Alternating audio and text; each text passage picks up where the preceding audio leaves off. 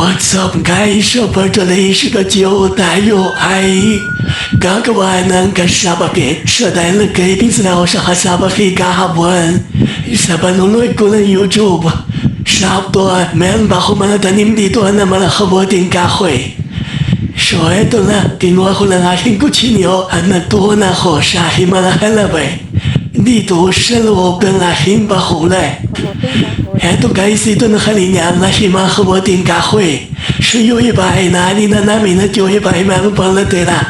Siya mangunguha na lang ako kung meron pang natira nga dito. Eto nga may nakita kong isang nakausti. So kinuha ko na yan dahil sayang yan. Yung mga ganyan sa isang masarap gawing kasama kasi malambot lang. Madagiti siyang gadgadan. So hindi pa naman ako sa kabila. Ito may nakita ko. Ikanainan niyo ibang parte. Pero pwede pa yan. Kasi yung band na iba ay may naman pa. So ito na nga ay nakadalawa na nga ako ng kamuting kahoy. So ayan na guys, medyo mahaba ito kaya talagang sobrang saya ko. So pinawasan ko nga pala ng mga dahon at saka siya nga ito aking ibang kamuting kahoy. Ayan, so ito naman yung isang pulo. Ayan, bingup-limakato siya. Ang dami yung laman. So kukunin ko na yan lahat ang lalaki ang tataba. Ayan, so ito yung mga hindi pala aning yung nakaraan. Kaya madami siyang laman. Yun, 1, 2, 3, 4, 5. Ayan, sa kahit sa isang pulo ay swabe. Sakto na talaga para sa kasaba cake na gagawin ko. So ito na nga, itatanggalin ko na nga siya na isa-isa. Gamit ang aking inakamalakas siyang kutsilyo. Ayan, talagang mabilis lang siyang punin kapag ganito ang kutsilyo mo. Ayan. So ipapagkatapusuhan itong kuhangay, so ibabalik ko nga ito nga pulo para mamuha siya ulit sa ilalim. So kaya mo itong kinigandahan kapag marami ka mga tanim na hakamuting kahoy kasi sa oras na kailangan mo nang makain o ay magkikreadings ka naman ganitong pagkain na mayroon ka matiduko.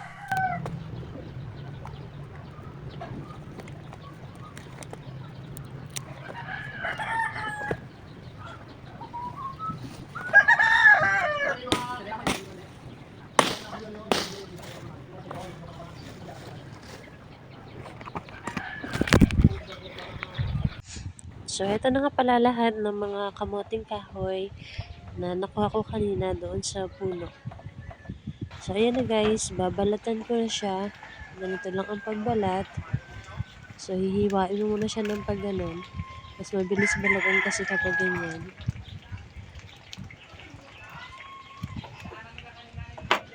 Ayan, so sobrang laki nga ng aking tiyan. Talagang natatawa na lang ako. So, sobrang nagki-cravings nga talaga ang buntis sa kasaba cake. Buti na lang meron ako mga resources. So tuwang-tuwa nga ako dyan habang binabalatan ko ang kamuting kahoy at bigla ko naiisip na buti na lang nagtanim kami nung nakaraang taon. At meron kami ngayong nakukuha na bunga.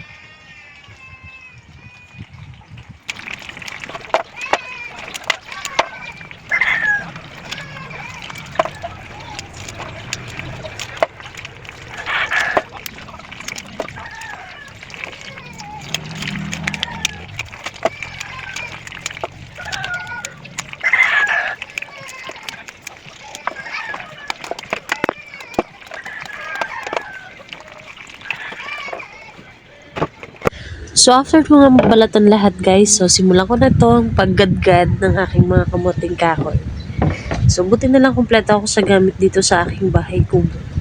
Kaya kahit anong gusto kong cravings sa gustong lutuin ay talaga namang kumpleto ang gamit ko. Ayan, sinimulan ko na nga ang paggadgad guys ng pinong-pino. Yung sa taas ang ginamit ko, yung pang-grind ng cheese. Para maganda yung kanyang texture.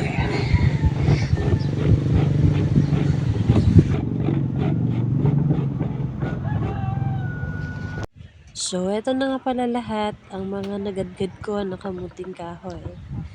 Medyo marami-rami na rin to at ito na nga yung binili ko na isang evaporada at isang maliit na condense. So, okay na to guys para sa ganito kadami na kamuting kahoy. So, una kong nilagay itong aking isang lata ng evaporada. So, ilalagay po natin yan lahat para mas masarap po ang ating cassava cake. At isusunod naman nating ilagay itong ating isang lata ng kondensada. So, cowbell lang yung ginamit ko dyan dahil yan yung pinakamura. Wala namang masama kahit walang brand ang iyong kondensada. Ito na nga pala yung margarine na pinag-melt ko dito sa aking linera. So, kailangan i-melt agad guys yung margarine dahil yan ang ihahalo natin doon sa ating minix na cassava. So, ayan na nga, medyo nag-melt na nga itong margarine. So, ililipat na natin siya dito guys sa ating mix na cassava cake. So, ayan, dahan-dahan lang sa paglagay at after nyan ay atin na po itong paghahaluin.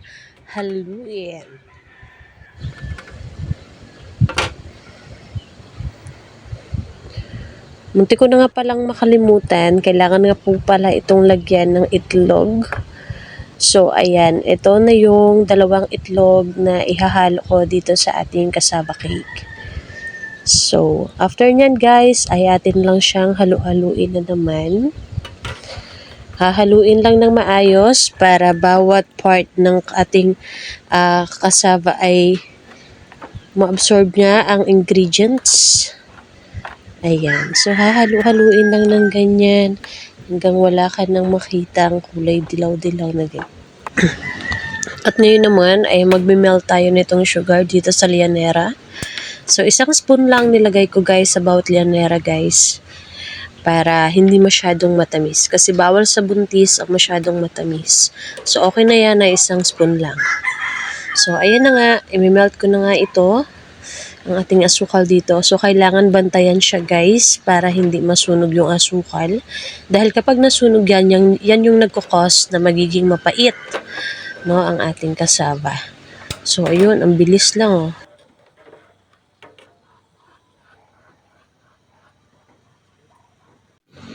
So, meron ako ditong 7 lianera na meron ng melted sugar. So, dito ko ilalagay guys itong ating na-mix na cassava cake. Ayan. So, lalagyan na nga natin ng bawat lianera nitong ating mga na-mix na cassava. So, kailangan guys sa paglalagay ay medyo damihan natin. Kasi hindi naman siya kapag naluto yung nag-over siya sa lianera. Hindi naman. So, kung ano yung kanyang dami, so ganun lang din siya guys kapag naluto. So, ayan na nga. Ang laki ng tiyan ko. Ayan, so 7 months pregnant na po ako. So, ito na yung aking mga cravings, no? Mga dessert. So,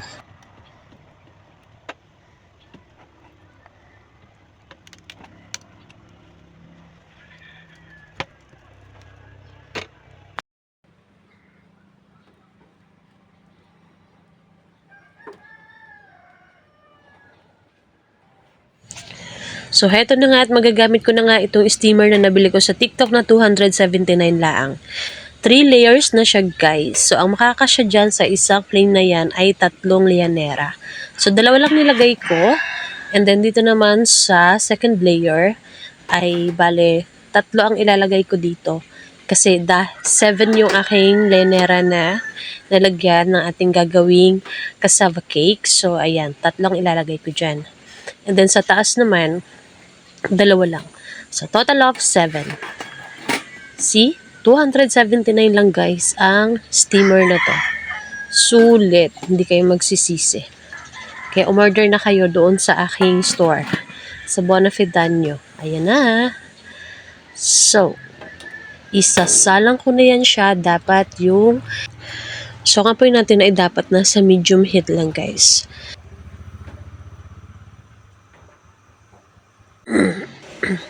So, heto na nga guys, binuksan ko na siya dahil gusto kong tingnan kung talagang naluto nga din itong ating cassava cake. So, ayan, nag-start na siya guys. Luto na yan siya guys. Pero may dilaw-dilaw pa. So, gusto ko siyang takpan. Pero, try muna natin. Kapag may sumama, hindi pa siya luto. So, ayan, meron pang konti. Siguro mga 1 minute pa. 1 minute pa na pakulo. Ayan, steam pa natin. Hindi ko na yan nilagyan ng foil kasi okay naman siya. Ayan.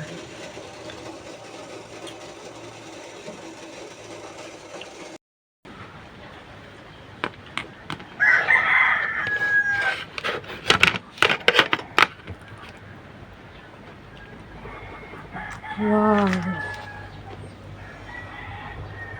Ganda.